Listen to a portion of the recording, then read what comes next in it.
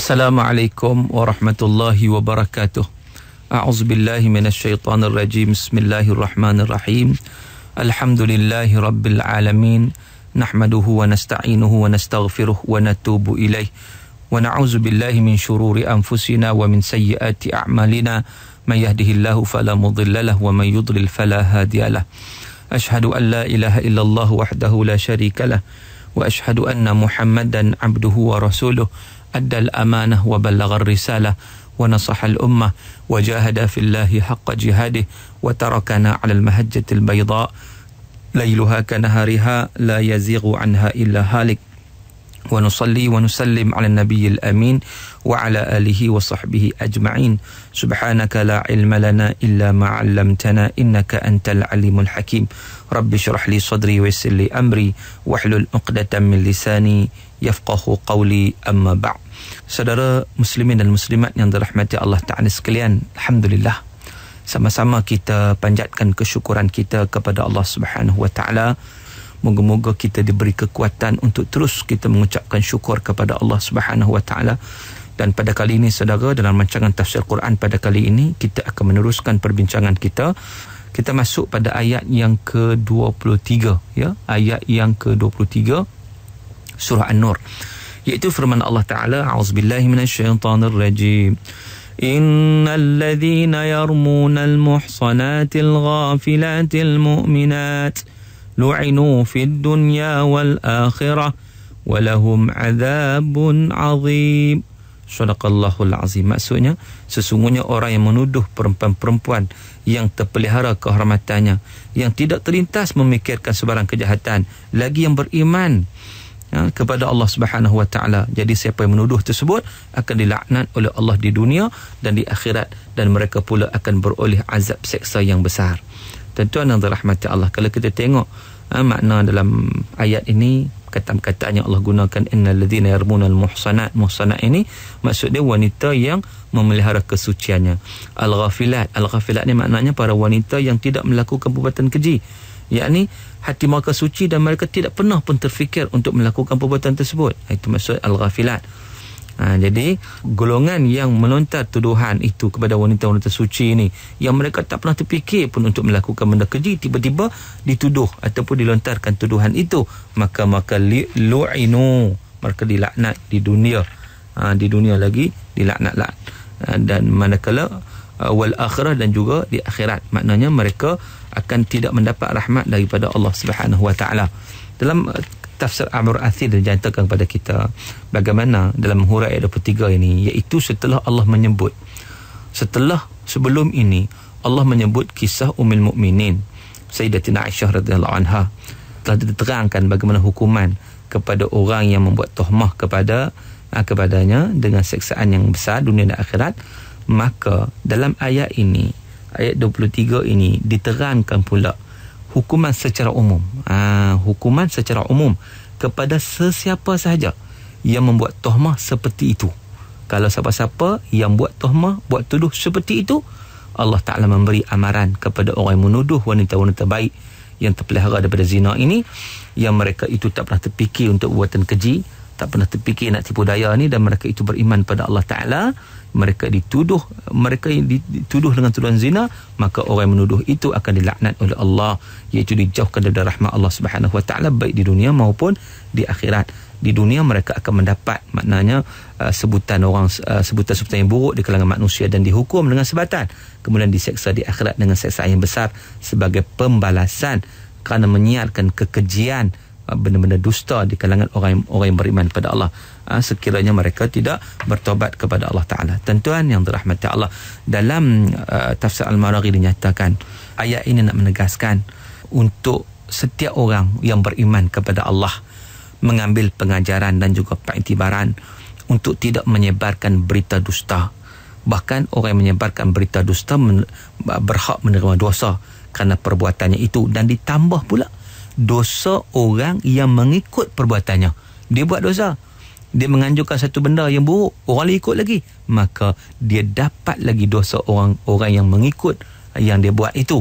Sebagai contohnya berdasarkan kepada hadis Nabi SAW, iaitu man sanna sunnatan sayyi'ah fa alaihi wizruha wa wizru man amila biha ila yaumil qiyamah, iaitu yang bermaksud sesiapa yang mengamalkan atau melakukan perbuatan yang buruk, dia berhak menerima dosanya, kesalahan itu, dan dosa orang yang melakukannya hingga hari kiamat. Maknanya orang lain buat, tapi orang ikut dia, maka dengan sebab itu dia juga akan turut menerima dosa di atas kesalahan itu.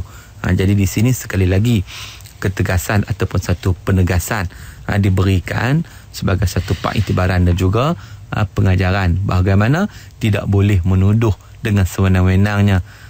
Kita kena melihat sesuatu itu dengan pandangan yang baik. Jadi kalau orang yang menuduh dengan tanpa sebenar, maka mereka itu layak mendapat kutukan daripada Allah Subhanahu Wa Taala di dunia dan juga di akhirat. Jadi maknanya di sini menunjukkan kepada kita betapa satu penegasan untuk manusia ataupun orang menghindarkan diri daripada perbuatan tersebut. Kemudian ayat yang ke-24 kata Allah Taala, a'udzubillahi minasyaitonirrajim. Yauma tashhadu 'alaihim alsinatuhum wa aydihim wa arjuluhum bima kanu ya'malun. Pada hari itu yang menjadi saksi atas mereka ialah lidah, tangan dan kaki mereka sendiri mengenai apa-apa yang telah mereka kerjakan. Jadi ayat yang ke-24 ini dijelaskan bahawasanya lidah yang menyebarkan fitnah, tangan yang mencari khabar buruk, kaki yang melangkah menyebar berita bohong, semuanya akan menjadi saksi atas perbuatan yang buruk itu di hadapan Allah Subhanahu Wa Taala. Semuanya akan menerima pembalasan di sisi Allah. Hari itu, itulah yang dinamakan sebagai hari akhirat. Disebut juga sebagai hari pembalasan, hari dibangkitkan semua manusia daripada kuburnya untuk diadili di hadapan Allah Subhanahu Wa Taala. Hari itulah manusia akan dibicarakan, akan dihitung, akan ditimbang amalan dia yang baik dan buruk, akan dibentang di hadapannya. Segala semua telah ditulis, tercatat hingga tidak kurang satu pun. Kalau di dunia ni mungkinlah seseorang itu dapat melepaskan diri daripada pengadilan, tetapi atas dunia boleh lari, dia pakat kata macam mana dia buat, boleh dia cerdik sikit, dia boleh lari daripada hukuman. Dia panggil lawyer peguam yang hebat sikit yang membelanya. Kadang-kadang oleh kerana lawyer tu yang cakap, maka dia berjaya, dia bebas walaupun dia bersalah. Itu atas dunia, saudara. Kadang-kadang pihak yang benar pula dizalimi, teraniaya, tetapi pihak yang zalim pula mereka itu bebas. Itu di dunia, tetapi bukan di akhirat. Sebab di akhirat ini tidak ada seorang pun akan terlepas daripada mendapat keadilan di sisi Allah Ta'ala, kerana di akhirat Allah sendiri yang akan menjadi hakim. Atas dunia ni manusia jadi hakim, tapi di akhirat esok Allah sendiri yang menjadi hakim. Maka dengan sebab itu penghukuman daripada Allah Subhanahu Wa Taala ini merupakan satu penghukuman yang adil, tidak akan terlepas walau sedikit sekalipun. Maka dengan sebab itu tuan-tuan dan dirahmati Allah, bila mana Allah Ta'ala sebut pada hari lidah mereka dan tangan mereka serta kaki mereka menjadi saksi terhadap diri mereka sendiri tentang segala mereka lakukan, maksud dia mereka menerima azab yang dahsyat sehingga tak dapat dibayangkan. Pada hari itu mereka tak mengaku dosa-dosa yang mereka lakukan di dunia. Maka tak mengaku, bila ditanya tak mengaku. Lalu tangan dan kaki mereka jadi saksi bagi setiap perkataan, bagi setiap perbuatan yang telah mereka lakukan. Dengan kekuasaan Allah Subhanahu Wa Taala, tangan boleh bercakap. Kadang-kadang dia tanya juga, macam mana tangan jadi saksi, macam mana kita kata kaki boleh saksi? Tuan-tuan, mulut kita ni pun yang menggerakkan kita boleh bercakap ialah Allah Subhanahu Wa Taala. Cuba tengok orang sakit mulut. Bila orang sakit mulut, senyap, tak boleh kata apa. Kita sembang dengan dia pun dia tak jawab. Rupanya sebab apa dia tak jawab ni? Rupanya lidah sakit, mulut sakit, senyap ya. Mana tak boleh cakap kan? Bila Allah beri keizinan, dia boleh bercakap. Orang bisu tak boleh bercakap. Bila Allah beri keizinan, boleh bercakap. Macam tu juga tangan kaki tak boleh bercakap. Tapi bila Allah beri keizinan, maka tangan kaki boleh bercakap. Maka itu semuanya di bawah ciptaan Allah Subhanahu Wa Taala. Jadi tuan-tuan, dengan kekuasaan Allah sebenarnya, Allah menjadikan tangan dan kaki boleh berbicara. Maka dengan sebab itu, setiap anggota badan dapat memberitahu segala perbuatan yang telah dilakukan oleh tuan anggota tersebut. Mana tuan badan itu? Sebagai contohnya firman Allah Ta'ala dalam surah Fussilat. Surah yang telah kita bincang sebelum ini, saudara. Surah yang ke-41, ayat yang ke-21. وَقَالُوا لِجُلُودِهِمْ لِمَا شَهِدْتُمْ عَلَيْنَا قَالُوا أَنْطَقَنَا اللَّهُ. Setelah mana berkatalah mereka Orang bersalah ni, mereka kata kepada kulit-kulit badan mereka, mengapa kamu jadi saksi terhadap kami? Maka kulit-kulit badan menjawab, Allah yang berkuasa menjadikan tiap-tiap sesuatu pandai berkata-kata dan telah menjadikan kami boleh berkata-kata. Antaqan Allah yang menuturkan kami, Allah bagi peluang pada kami boleh bercakap. Jadi kami bercakaplah apa yang kami saksikan. Tuan-tuan, menurut satu riwayat daripada Abu Sa'id Al-Khudri radhiyallahu anhu, Nabi SAW bersabda, idza kana yaumul qiyamah arafa al-kafir bi'amalihi. Pada hari kiamat nanti orang kafir diberitahu mengenai perbuatannya, lalu dia engkar, fayajhad wa yukhasim, dia engkar, dia tak terima. Fayuqal haula jiranuka yashhaduna alayka. Lalu dikatakan kepada golongan yang kufar ini, golongan yang engkar ini, cuba tengok jiran-jiran kamu, mereka menjadi saksi terhadap diri kamu. Fayaqul, maka orang tu kata mereka dusta, maka bohong. Jadi lalu dikatakan, keluarga dan kaum kerabat kamu pun menjadi saksi. Ahluka wa ashiratuka. Dia jawab, dia kata apa lagi? Tak, mereka dusta, dia tak percaya. Maka dikatakan kepadanya, bersumpahlah. Maka mereka pun bersumpah. Kemudian Allah menjadikan mereka itu bisu, manakala lidah, tangan dan kaki mereka pula menjadi saksi di atas perbuatan mereka. Maka dengan sebab itu Allah memasukkan mereka dalam neraka. Sebab apa? Sebab mereka menipu, maka tak percaya, maka tak terima. Lalu semua anggota mereka akan bercakap. Tuan-tuan yang dirahmati Allah, sebahagian mufassir berpendapat kesaksian di sini, maksud anggota yang bersaksi itu bukanlah kesaksian dengan lidah. Sebaliknya, yang dimaksudkan kesaksian ialah menetapkan dan menjelaskan. Sebab segala perkataan atau perbuatan yang dilakukan oleh manusia di dunia telah terletak pada setiap anggota tubuh yang melakukannya. Setiap perkataan yang diucapkan termaktub pada lidah. Tangan yang melakukan sesuatu, kaki yang melangkah untuk melakukan suatu perbuatan, semuanya itu dirakam pada anggota tubuh yang melakukan. Kalau Marori kata, dia kata apa? Dia tak ubah seperti gambar kesan jari yang diambil daripada penjahat pada masa kini. Jadi begitu juga seperti gambar tangan dan kaki yang dirakam dalam sesuatu untuk dijadikan sebagai rujukan, yang digunakan untuk mengetahui secara terperinci maklumat tentang pelaku kejahatan dan sebagainya.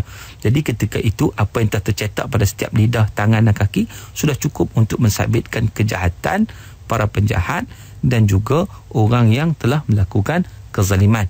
Jadi mereka itu akan diberi, ataupun kita kata akan disaksikan dengan begitu jelas bagaimana segala apa yang ada pada diri mereka itu akan menjadi saksi terhadap diri mereka. Pada waktu itu mereka tidak boleh melarikan diri. Semua sekali akan kita kata akan menyaksikan terhadap apa juga perbuatan yang dilakukan. Tuan-tuan yang dirahmati Allah. Dan di sini juga satu pengajaran kepada kita. Sebab kadang-kadang Allah Ta'ala sebut begini, bukan sekadar merujuk kepada golongan yang menyebarkan fitnah pada zaman Nabi SAW. Sebab kita tahu al-ibratu bi'umumil lafzi. Pengajaran daripada ayat Quran ini dengan lafaz yang umum. Ia juga sebagai satu pengajaran kepada kita, kepada semua manusia, supaya berhati-hati dengan segala perbuatan kita di atas dunia ini. Kerana apa yang kita lakukan, hatta bumi pun akan jadi saksi terhadap apa yang kita lakukan. Hatta tangan kita, lidah kita, mulut kita, kaki kita, mata kita, telinga kita, hidung kita, semua sekali, semua akan menjadi saksi terhadap segala apa yang kita lakukan. Waktu tu tak lari dah. Tak lari dah. Atas dunia boleh lari, tapi di akhirat tak lari. Bila mana kita melihat keadaan sedemikian, saudara, ianya mendatang satu keinsafan kepada kita untuk kita benar-benar memastikan biarlah semua ini menjadi saksi di akhirat kelak kepada kebaikan kita. Mulut saksi atas zikir kita kepada Allah Ta'ala. Malangnya saudara, kita berzikir tak kepada Allah, kita baca tak Quran, masuk dalam kereta, pergi kerja, kita berzikir tak, kita bertasbih tak, kita mengungkap ayat suci Quran ataupun tidak, ataupun mulut kita, kena lidah kita mengungkapkan kata-kata nista, kata-kata bohong, kata-kata mengumpat dan sebagainya. Wala'iyyazubillah. Kita tak mau di akhirat esok kita disaksikan dengan saksi yang buruk. Telinga kita, apa yang kita dengar saudara, telinga kita juga akan jadi saksi.